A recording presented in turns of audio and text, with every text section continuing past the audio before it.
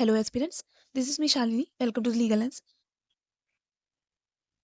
In this video, we have to discuss one of the most important legal current affairs, which will be helpful for your examination and also for your general knowledge regarding the appointment of next Chief Justice of India. So, recently, the current Chief Justice of India, Honorable Justice Sanjeev Khanna, has recommended Justice B.R. Gavai as his successor and nominated to the Union Law Ministry. तो इस video में हम कुछ important facts जानेंगे justice B R Gavai के बारे में और उनके कुछ इंपॉर्टेंट नोटेबल जजमेंट्स देखेंगे। तो ये काफ़ी आपके लिए इम्पॉर्टेंट है। इसी के साथ साथ जो हमारा कॉन्स्टिट्यूशन है उसका आर्टिकल 124 जो है वो बात करता है कि कॉन्स्टिट्यूशन का जो आर्टिकल 124 क्लॉज 1 है वो कहता है that there shall be a supreme court of India consisting of the chief justice of India and as many other जजेस एज द पार्लियामेंट में प्रेस्क्राइब। ठीक है, इसी के साथ साथ बहुत सारी क्वालिफिकेशंस भी मेंशन है आर्टिकल 124 क्लॉज 3 में, लाइक वो इंडिया का सिटीजन होना चाहिए। इसी के साथ साथ उनके पास एटलीस्ट 5 ईयर अ जज ऑफ हाई कोर्ट और 2 और more high courts in succession, ये एक्सपीरियंस होना चाहिए, या फिर he has been for at least 10 year as an advocate of high court और ऑफ 2 और मोर सच कोर्ट्स इन सक्सेशन। इसी के साथ साथ पार्लियामेंट की ओपिनियन में वो एक डिस्टिंग्विश्ड ज्यूरिस्ट होने चाहिए। ये सारी क्वालिफिकेशंस जो हैं वो देखी जाती हैं as to be appointment for the जज ऑफ सुप्रीम कोर्ट। अब कुछ चीज़ें इनके बारे में जान लेते हैं, लाइक इनकी बर्थ कहाँ पे हुई है एंड क्या आइडियाज़ वगैरह हैं जो ये फॉलो करते हैं और उनकी लाइफ जर्नी क्या रही है। तो he is born in 1960 Amravati, that is Maharashtra, and he belongs to son of a Dalit leader and ex-governor R.S. Gavai. He is inspired by Ambedkarite ideas and began legal practice in 1985. ये इसी के साथ साथ ये एक्सपर्ट हैं constitutional and administrative law में। जज of Bombay high court 2003 and permanent जज रह चुके हैं 2005 में।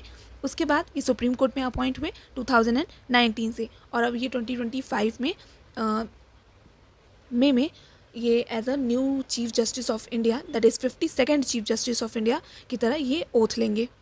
और इसी के साथ साथ जानते चले कि जो ओथ होती है चीफ जस्टिस ऑफ इंडिया को वो प्रेसिडेंट दिलवाते हैं। अब डिस्कस कर लेते हैं कुछ इंपॉर्टेंट नोटेबल जजमेंट्स जो जस्टिस बी आर गवई के द्वारा दिए गए हैं एज अ सुप्रीम कोर्ट जज, जो कि काफ़ी नोटेबल हैं और आने वाले टाइम के लिए काफ़ी एक अच्छा प्रेसिडेंट हैं। तो ये सारी चीज़ों को हम डिस्कस करते हैं। तो फर्स्ट केस हमारा था डिमोनेटाइजेशन वर्डिक्ट, जो कि जनवरी 2023 में इनके द्वारा हेल्ड किया गया था। ठीक है, और ये जो थे वो पार्ट ऑफ मेजॉरिटी थे जिन्होंने कहा था कि सेंटर के द्वारा जो 2016 में डिमोनेटाइजेशन का डिसीजन लिया गया था, दैट इज़ 500 और 1000 के नोट जो सर्कुलेशन में थे उन पे बैन लगा दिया गया था उनके सर्कुलेशन पे, तो उसको वैलिड कहा था और कॉन्स्टिट्यूशनल एक्टिविटी माना था। ठीक है, इसी के साथ साथ सेकेंड जो इनका नोटेबल जजमेंट था वो रिलेटेड है सब कैटेगराइजेशन ऑफ शेड्यूल्ड कास्ट, जो कि अगस्त 2024 में आया था। And he advocated for applying the creamy layer principle to SCs and STs to ensure equitable distribution of affirmative action benefits. तो रिजर्वेशन में जो क्रीमी लेयर के कॉन्सेप्ट को देखा जाता है SC/STs के केस में, उसके इक्विटेबल डिस्ट्रीब्यूशन से रिलेटेड के फेवर में इन्होंने बात कही थी। इसी के साथ साथ आर्टिकल 370 के एब्रोगेशन को चैलेंज किया गया था सुप्रीम कोर्ट में, तो उस बेंच में ये भी शामिल थे और इन्होंने कहा था कि जो सेंटर का डिसीजन है to revoke Jammu and Kashmir से स्पेशल स्टेटस वो कम्प्लीटली वैलिड है। ठीक है, नेक्स्ट इनका जजमेंट जो था रिमार्केबल वो है इलेक्टोरल बॉन्ड स्कीम के रिगार्डिंग।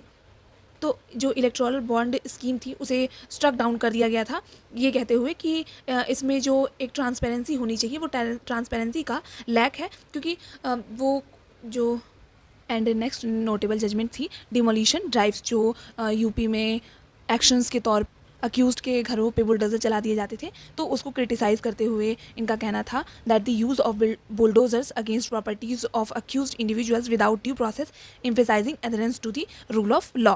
मतलब ये एक तरीके से जो रूल ऑफ लॉ है उसका ब्रीच करता है, उसके अगेंस्ट में ये एक आर्बिट्ररी एक्शन है स्टेट के द्वारा, ये सारी चीज़ें नहीं होनी चाहिए। So this was all about B R Gavai.